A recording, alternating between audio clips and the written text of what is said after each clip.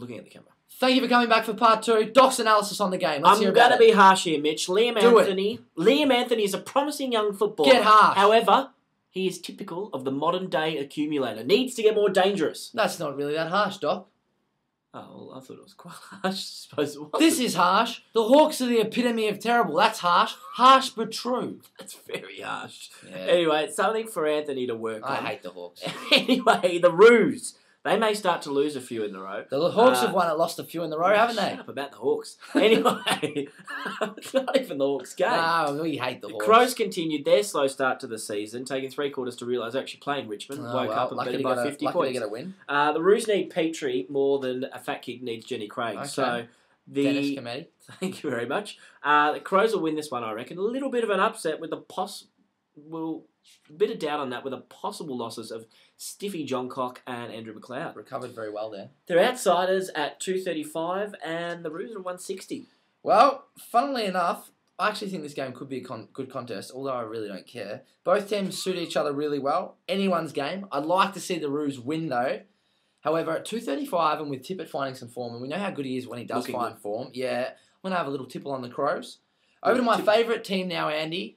The Hawks and the Tigers at the G. Who cares? It just doesn't get any better for the Tigers. Who cares? I mean, you have to feel sorry for them. But we won't look into this game too much because who cares? Mitch hates Hawthorn. They'll struggle to make the 8. Did you see the paper, Mitcho? I see it every day, Andy. Dustin Martin? 6 Re-signed. games into his career. No, offered a contract. Offered. 6 games into his career. Too soon? What happens if he hits a trap? Oh, that's too soon. It is. Yeah, all right. Oh, you went very early there, Mitch. Yeah, I did. Just throwing it out there. It's a little bit of a risk. I can't believe it. Burgoyne might actually play. He might get an AF. Might be the operative word. Don't expect too much here. A big percentage booster for the Tigers last week, Mitcho. They lost by 50 points, mate. What are you talking about? Their percentage actually went up last week. That's a bad sign. By 50 That's points. a very bad sign. Sorry, Tigers.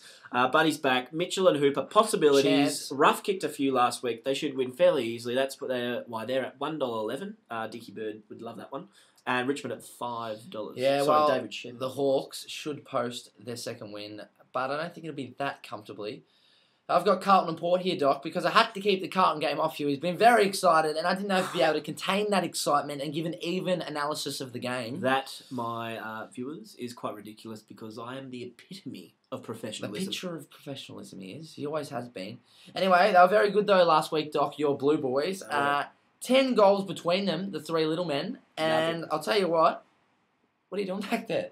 I can see you, mate. You're doing it behind me. What does that say? Show me what that says. I love Satanta plus the 3 little helpers. Got it done today. He's got that on his arm. He's got a Dane Swan there. Stuff it. I'm doing this game. Right. Let's start with these guys. Jordan Russell, almost all Australian for improved out of sight. Houlihan shutting down run off half-back for other teams. That is true. Unbelievable last 3 games. Enright, Shaw and Fisher done nothing. Rats, best coach, I can't Best very coach, yeah. Best coached game. Best coached game. Thank you, well, Mitch. yep. Judd, man, just racking them up, sticking it right up them. Sticking it right up them. Goodness me. What? You're getting a little carried away there, aren't you, Andy? Very We always said we wouldn't get too carried away with our own teams. A little bit of that. Port Adelaide, we'll have a quick talk about them because they are playing as well. Who? Lucky to get a win off Essendon last week, but they showed some great composure in the dying stages of the game, and that is a hallmark of good teams, so maybe they're up and away.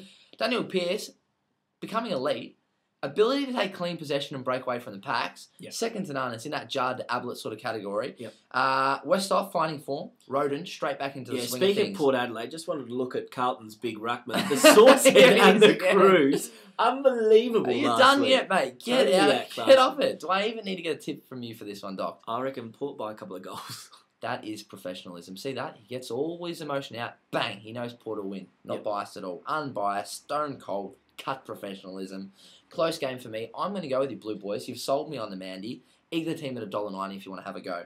Last game of the round, Mitch, your Bombers out of the race for the finals. Last chance for the Bombers. You said that have last to week. win this you game. said that the week before. Yeah, I've been saying it every week. You said it since round 1. They're 2-5, but they have to win this week, Andy. Round 1 in the they have to win this week. It's going to be hard though because Ross Lyon will put a whizzer up the Sainers. We saw a whizzer. Yep. We saw it post game. He was not happy. He was very unhappy. The Bombers have only taken care of the Hawks, who we know are no good, and Carlton, who are very underdone against Essendon this season. So they've got to do something that shows that they're serious about playing some football this season. Yep. They beat the Saints last year, though. They had a great win against them, so maybe they can do it. I like the young boy Malcolm for the Bombers. Very classy. Great first AFL goal. Yep. Let's talk about the Saints. Yeah, look, well, they've had 2 off games. We don't need to say they miss Rue because they do. Cozzy, he had an absolute shocker. He has had a shocker, and he's got a few mates. I'm going to throw some names at you on the St Kilda list, and you give them a score out of 10, Andy, because they've got some passengers. You ready? Yep. McWalter. 5. Faster. Geary. 4. Gwilt. 3. Clark. 1. Blake. 2. Dawson. 3. King.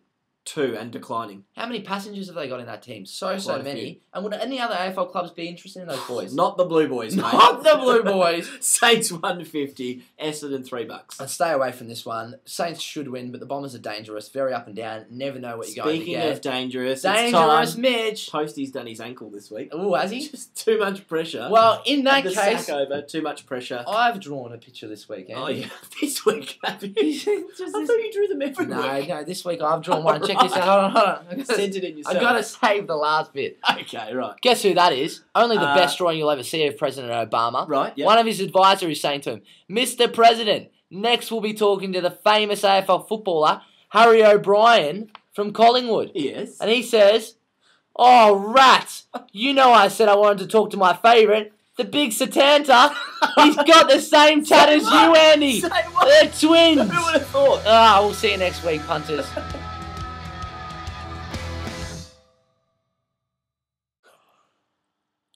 Good night, punters.